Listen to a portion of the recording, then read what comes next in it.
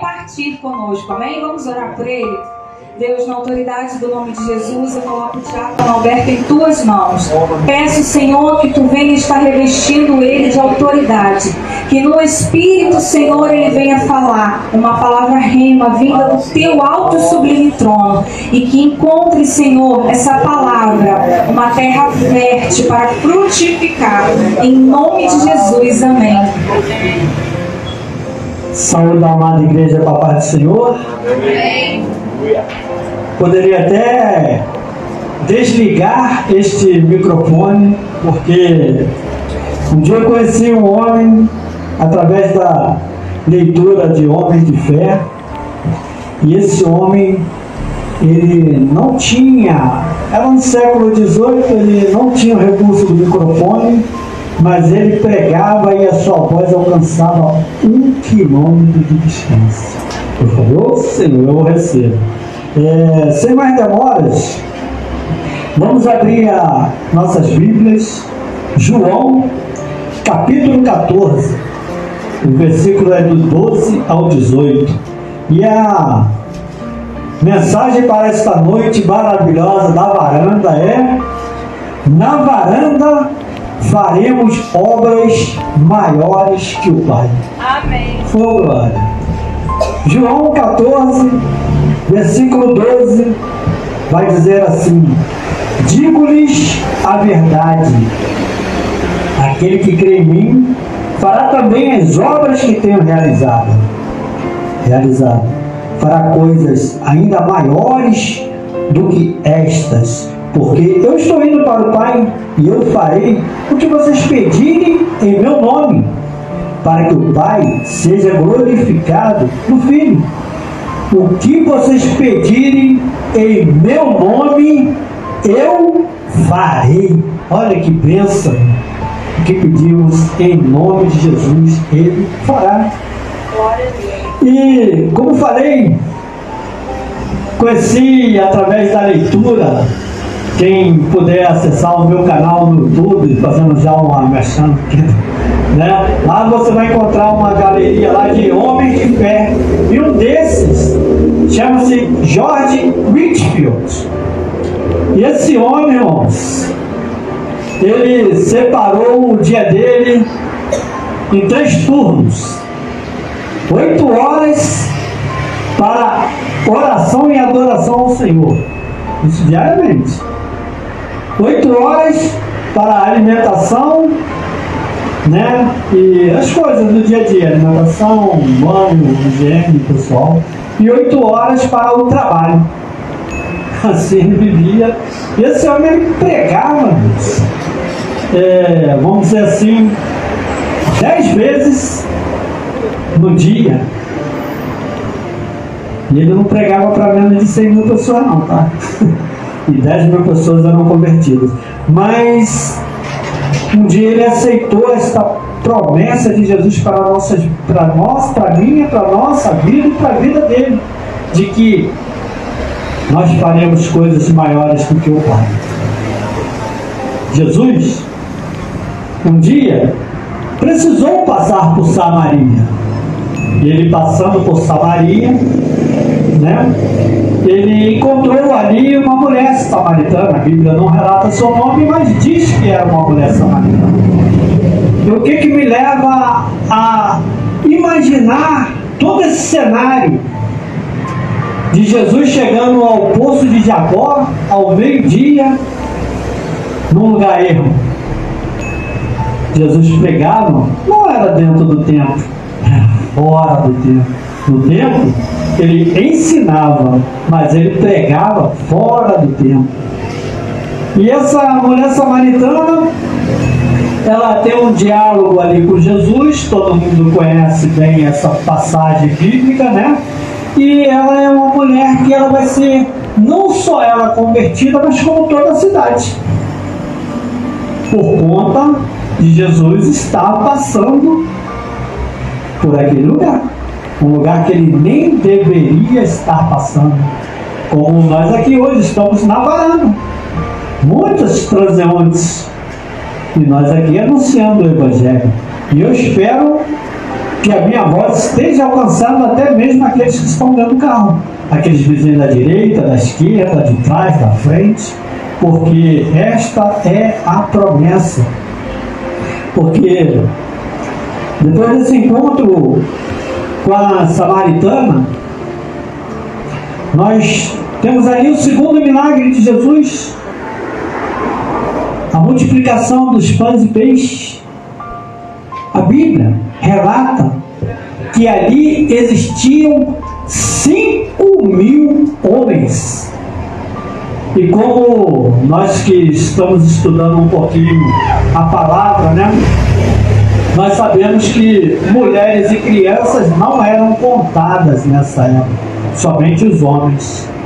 Então eu creio que ali deveria ter mais de 10.000 pessoas quando Jesus estava ali.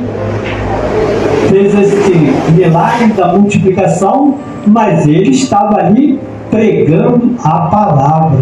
Então ele pregava para mais de 10.000 pessoas, assim como George Whitefield também pregava. E ele é o príncipe dos pregadores a céu aberto, no maior templo construído pelo Pai. Qual é o maior templo? Fora das quatro paredes. Ali é o maior templo. Diante do céu é o maior templo construído por Deus. Ali, esse pregador, George Whitefield, não vou relatar toda a sua vida, porque são mais os fatos bem mais importantes. Ele, aos 3 anos, ele ficou órfão de pai. Ele continuou seus estudos, né? Ele, apesar de não ser um crente, ele não era crente, mas ele gostava, se dedicava ao estudo da palavra, né? E ele, para continuar os seus estudos, naquela época, até podia ser desta forma, ele era um servo dentro da universidade. Por exemplo, ele carregava os livros daqueles que tinham mais posse, ele engraxava os sapatos. Seria, vamos dizer assim, uma ordenança hoje, né? Que a gente conhece aí na vida, quem é da vida de habilitação, uma ordenança, né? Faz tudo ali por o comandante. E esse George Whitefield, ele fez a sua instrução, ele se instruiu através desse procedimento, sendo servo dos outros mais abastados. Inclusive, ele era um grande amigo de John Wesley e Charles Wesley. E o que me impressiona, queridos, que me impressiona bastante, é que nesta época, nesses anos, o Senhor Jesus, ele levantou muitos homens de fé para divulgar o Evangelho, né? Levantou Lutero, Calvino, Jacó Armínio, Atanásio, Orígenes, John Wesley, Charles Wesley, e entre outros, né? Nós falamos agora do príncipe, o príncipe da pregação. Esse George Whitefield, irmãos, ele era usado pelo Espírito Santo. O Espírito Santo usava.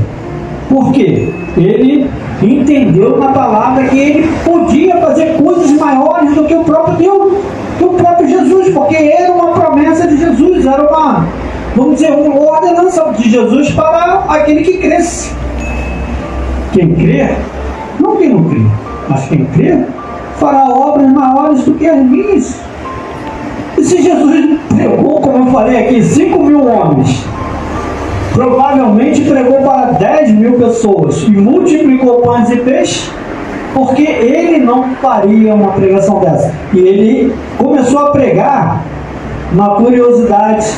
Ele começou a pregar a céu aberto porque as igrejas não aceitavam. Não aceitavam. Ele não tinha vez no público. E ele era jovem, começou a pregar com 24 anos, recebeu o seu ministério, até o dia que ele foi ser consagrado diácono. Como ele era bastante jovem, ele recebeu uma palavra do Espírito sobre o apóstolo Paulo falando para Timóteo, que Timóteo também era bem jovem na fé, mas Timóteo era discípulo do apóstolo Paulo e fazia as coisas que o apóstolo Paulo fazia. E ele foi lá e recebeu sem medo o diaconato, porque naquela época só os mais idosos é que recebiam títulos, né, de pregadores. E ele era recusado nas igrejas. Quando ele ia pregar, ele não conseguia. Mas ele não se abateu, porque ele tinha promessa. E ele começou a pregar nas praças, nas ruas, e ele atraiu uma multidão muito grande, mais de 100 mil pessoas, porque Whitefield foi um fenômeno, não apenas em sua época, mas em toda a história de 2000 anos de pregação cristã. Por isso que o nome dele ainda é reconhecido como um homem de fé, né? E J.C. Riley disse: nenhum pregador jamais reteve seu domínio sobre seus ouvintes tão completamente como ele o fez por 34 anos. 34 anos ele pregou 10 sermões diariamente. Eu fiquei imaginando quando eu vi a história desse homem. Se ele separou 8 horas, né, para alimentação, 8 horas para o trabalho, que ele trabalhava com John Wesley no orfanato. Ele tinha um orfanato também. 8 horas no orfanato, 8 horas de refeição e 8 horas de adoração. E como ele conseguiu pregar 10 sermões diariamente? É muita vez. Nem dormia então. Era o dia inteiro pregando, porque ele passava praticamente 8 horas ajoelhado. Quem for ver a história desse homem, 8 horas ajoelhado na cadeira. Porque se creres, farão coisas maiores também, mas tem que crer, tem que ser ousado. E o seu sermão, ele era tão eloquente, né, assim, convencia tantas pessoas que ele estava pregando sobre o cego, conduzir outro cego, mas como ele tinha feito curso de teatro também, ele pregava de uma forma, já viu aquele que prega, parece até que ele está contando uma história, né? E quando ele narrando que o cego vinha caminhando, todo cego ia cair no abismo, um gritou: não para, não cai não. A pessoa se desesperou e falou: eu quero aceitar esse Jesus. Por conta do convencimento desse homem em pregar a palavra, não a verdade dele, mas a palavra, porque todo mundo conhece que um cego conduzindo outro cego, vão cair os dois no abismo, não tem como. E ele convenceu um homem por conta dessa passagem, que foi muito interessante, né? E o Espírito Santo, queridos, ele continuou a operar poderosamente nele, durante o resto de sua vida, ele nunca abandonou o costume de buscar a presença de Deus. Nunca abandonou. De joelhos, ele via a Bíblia, como falei, e orava. Alguém escreveu: seu coração encheu tanto dos céus que anelava por um lugar onde pudesse agradecer a Deus. Sozinho, durante horas, chorava comovido pelo amor consumidor do nosso Senhor.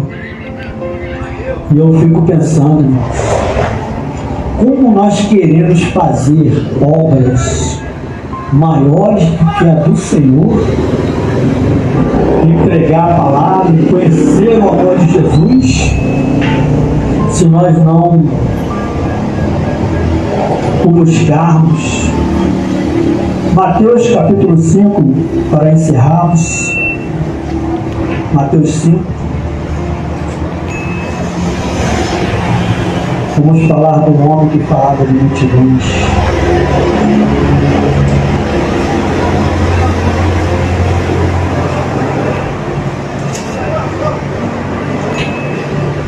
Vendo as multidões, Jesus subiu ao monte e se assentou.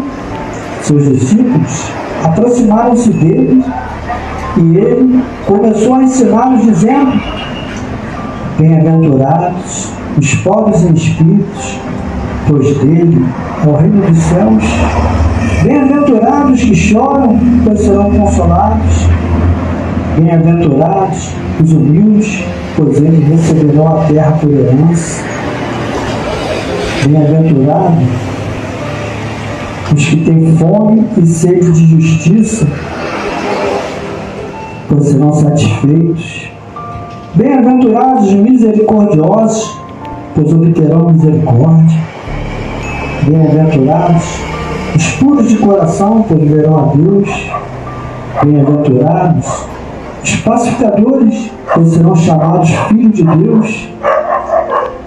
Bem-aventurados os perseguidos por causa da justiça, pois deles é o reino dos céus.